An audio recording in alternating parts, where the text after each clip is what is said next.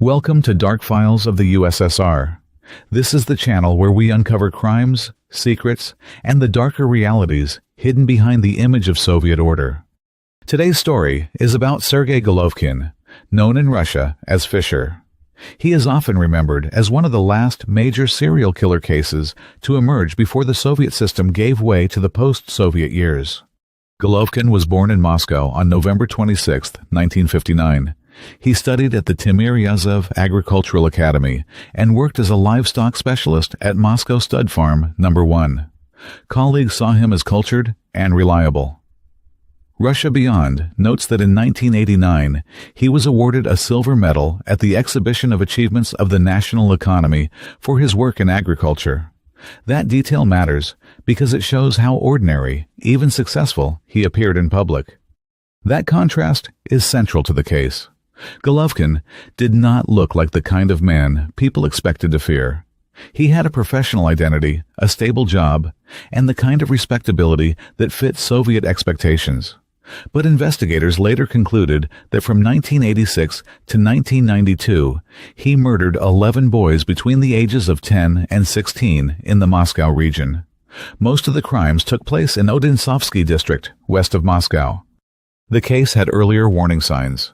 According to the Russian Interior Ministry's media outlet, an attack on a teenage boy in 1984 triggered a major search in the area. But investigators followed the wrong suspect, and the case stalled. That failure mattered later, because it showed that the danger had appeared before the full series of murders was recognized. As the killings continued, fear spread across parts of Moscow region. Police opened a major investigation under the name Operation Boa. MVD Media says the case became one of the most serious manhunts in the region during the late Soviet period.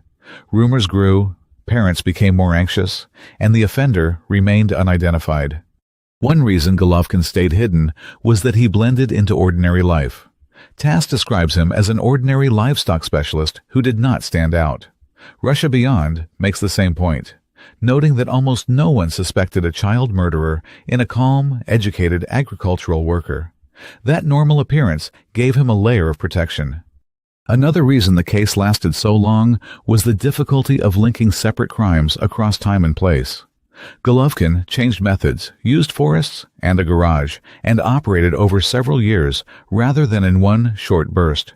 Investigators also had to work through false leads and public panic. The case stayed open for years. The breakthrough came in 1992. In September of that year, 3 boys disappeared. Their bodies were later found by mushroom pickers, and the investigation intensified. Russia Beyond says a classmate of one of the victims recalled that a man had offered the boys a chance to take part in a theft. That memory helped police move closer to a suspect. On October 19, 1992, Golovkin was detained. At first, he denied guilt, but investigators kept building the case. According to the available accounts, evidence from his garage and other locations tied him to the crimes, and he eventually confessed to multiple murders. MVD Media says he later showed investigators where victims had been buried. The case file became enormous and eventually filled 95 volumes. Golovkin was examined at the Serbsky Center and found legally sane. That meant he could stand trial and be held criminally responsible. His trial began in Moscow in August 1994 and was held behind closed doors in order to spare the victims' families additional pain. On October 19, 1994, Golovkin was sentenced to death for 11 murders. The sentence placed him in a strange historical position. He was convicted after the Soviet Union had formally ended, but for crimes rooted in the late Soviet era.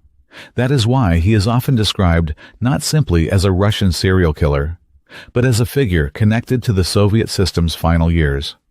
His execution took place in 1996.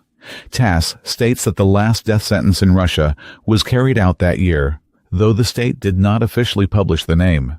According to media reports cited by TASS, that person was Sergey Golovkin. Russia Beyond is more direct and calls him the last man executed by law in modern Russia. Either way, his case sits at the edge of 2 eras, the end of the Soviet world and the beginning of the post-Soviet one. So why does Sergey Golovkin still matter today?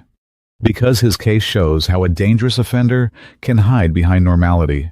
He relied on routine, on appearing respectable, and on looking like someone who belonged exactly where he was. That made the case harder to solve and more disturbing to remember for many people. It also matters because it reveals the weakness of late Soviet order. The Soviet Union projected discipline, control, and social stability. But Golovkin's crimes unfolded over years, in places close to Moscow, while investigators struggled to stop him. The gap between image and reality was impossible to ignore. And finally, the case matters because of timing.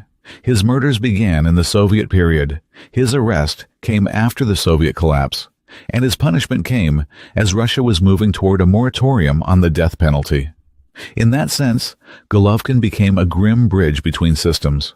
His case belongs to the final chapter of Soviet criminal history and the first chapter of post-Soviet reckoning.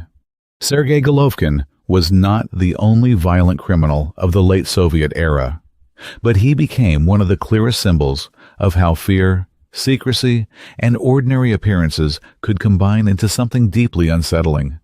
He was not a myth or a rumor. He was a real man with a normal job and a hidden life that investigators uncovered after years of damage. That is why the story still holds attention today, not because it needs embellishment, but because the documented facts are already enough.